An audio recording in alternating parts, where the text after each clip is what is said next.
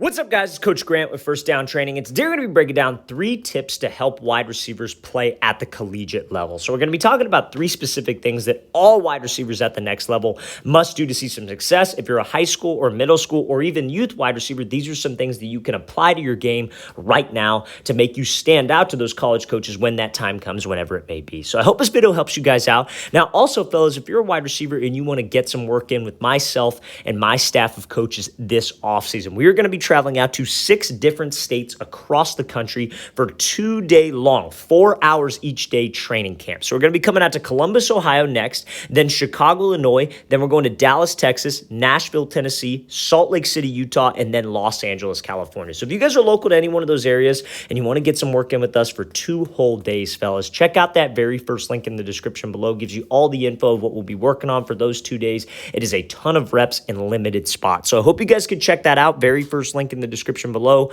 Let's get started with this video. So as a wide receiver at the collegiate level, I want to tell you this right now. Every single person that's going to be there, especially if you get the opportunity to play at the Division I level, any level of college football for that matter, because playing college football is pretty dang hard, is going to be a great athlete. Everybody is going to be a solid DB, solid receiver. They're going to have some speed. They're going to have some side. They'll have some explosion. But how you can separate yourself is by being unpredictable. This position right here, DB, is probably the second most challenging position on the field next to quarterback, right? And the reason why it's so hard is because they are playing backpedaling the whole game. B, they have no idea what we are doing. So as a wide receiver, my mindset needs to be, I want to make it as hard as possible for them in any given situation so I don't have a tell on my route, right? So this is Rondale Moore working a one-on-one clip from his time in college. And what he does here is he's going to be running like this goal line comeback route. Now, the great part about this release is that he could run 3 separate routes from this specific release, and that's how every single route should be for wide receivers because a DB can't get a tell on that. DBs rely heavily on film study. That's why it is so important, so hard to play DB at the next level because they have to watch film. They look for any kind of indicator that we do that gives away the route that I'm running. So what Moore does is obviously he's got this inside shade look. DB's about 5 yards off on the goal line. So what does he do right here? He attacks his leverage, kind of squares him up and changes up the tempo. So he could do one of 3 things. He could work like a crossover and go run a slant. He could attack him like so and then go run a vert. Or he could do what he does. He attacks him, pushes up vertical, gives that peek back, and then snaps his thing off and runs a comeback. 3 separate routes that we have to do. So that forces this DB to have to rely on what?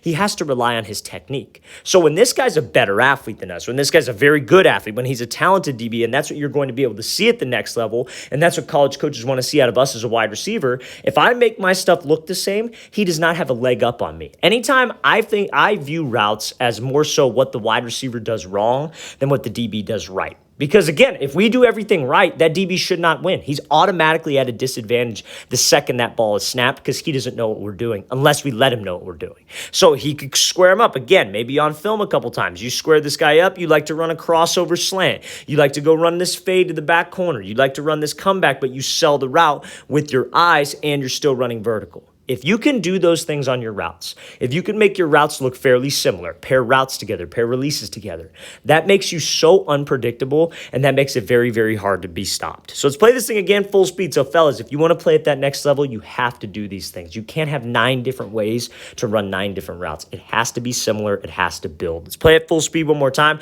Great job by Moore changing tempo, selling fade with those eyes, and then snapping that thing right off and running that comeback. So now, second tip to be able to play wide receiver at the next level, to be able to play the D1 level, any kind of college level is, again, we talk a lot about this. That DB position is probably the fastest position on the field, right? Receivers and DBs got to be the fastest guys on the field. Now, that doesn't necessarily mean that you need to be the fastest player ever, and you don't necessarily need to be faster than the DB to get separation, but when it comes to getting separation, you got to make sure you keep separation because DBs have such great recovery speed. So we're looking at this release here from CeeDee Lamb with his time at Oklahoma. He's going to be doing kind of a slide release and then running this slant. Now, let's play it full speed. So he works to the outside, gets a move, and then he bursts out and accelerates to the break.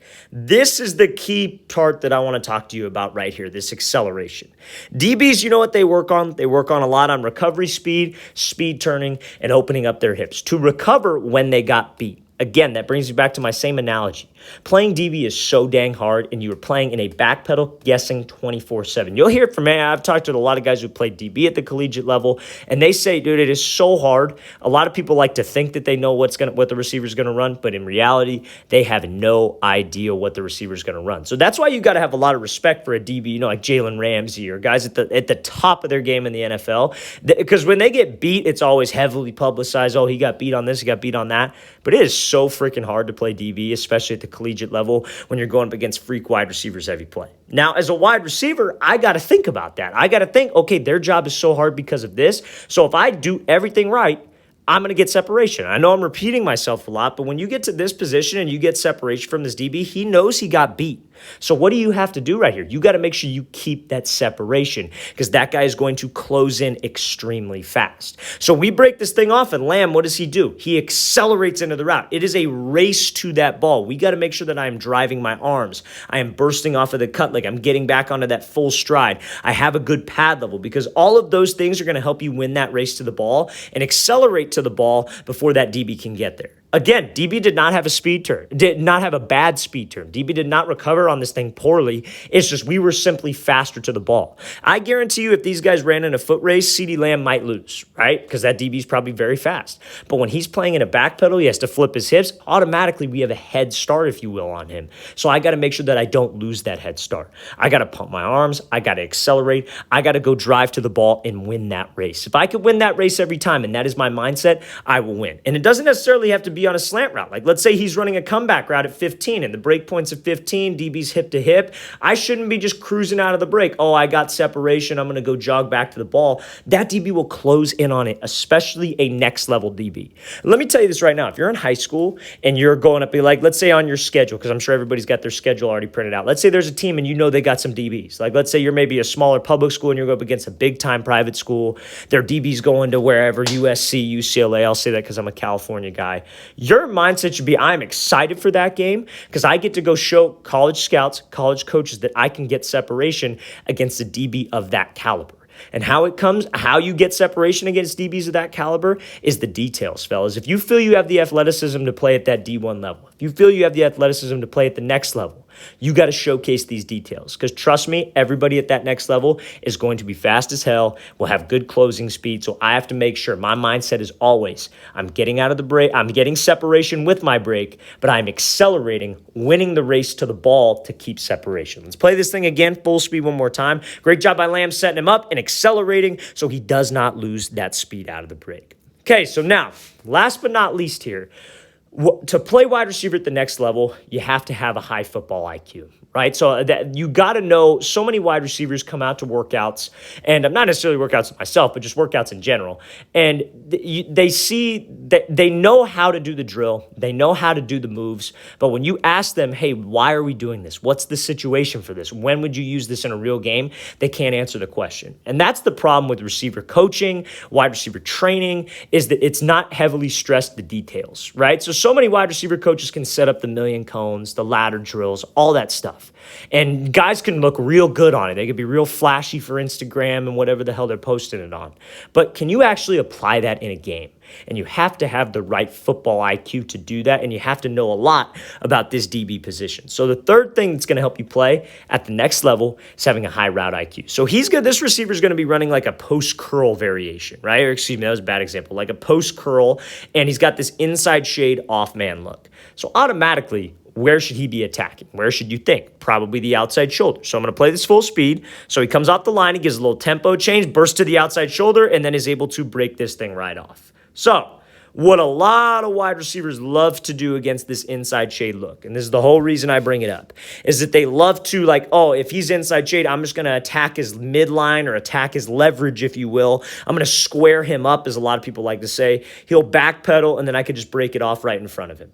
Not going to happen against a talented DB who plays at the next level, right? A DB at the next level is a very talented guy because DB is very hard. And if he's playing at the Division I college level, he's probably got some talent to him, right? So he's lined up inside shade. If you attack his leverage, what's he going to do? He's just going to keep his leverage to the inside. DBs are taught, do not give up that leverage. The sole purpose of him being inside shade right here is to not give this up. So if you attack him, what's he going to do? Because he doesn't want to let you cross his face. He's going to widen, and you're going to end up running the route right into him. So we have to split the defender in half. You'd have attacked his outside shoulder, get him to flip to the fade, and then we could break it off and slip under. So that's what this wide receiver does. He comes off fast. He does this little tempo change. And then where does he go with this stem? He attacks the outside shoulder. If I could get that DB to flip his hips vertical, if I could just get him to sit to the fade, because there's a lot of space out here, that can get him to jump, and you see the amount of separation we got to the inside now. But if you just attack his leverage and you just square him up and that's always your go-to, it's not going to necessarily work on inside routes like this. So that is a great job by this wide receiver. Great work by there, attacking the outside shoulder, flipping his hips out of there, and then winning on this route. Let's play at full speed one more time. Great job using tempo, great job bursting up, and then winning on this route. So fellas, to play at that next level, you got to make sure that we have those three things. You got to make sure that we pair my routes together, number one. We have to make sure that I'm accelerating out of the break, number two, and we have to make sure I have that high football IQ. All right, fellas, I hope this video helped you guys out. I hope it taught you a few things just about, route running in general, what it takes to play at the next level. And if you guys have any kind of feedback or any kind of questions that you'd like to have me answered, you guys keep the channel going. So don't hesitate to leave that in the comment section below. And again, fellas, if you're local to one of these 6 different states we're traveling out to, Columbus, Chicago, Dallas, Nashville, Salt Lake City, and Los Angeles, check out that very first link in the description below. We would love to have you out to one of our off-season camps. I'll see you guys next time.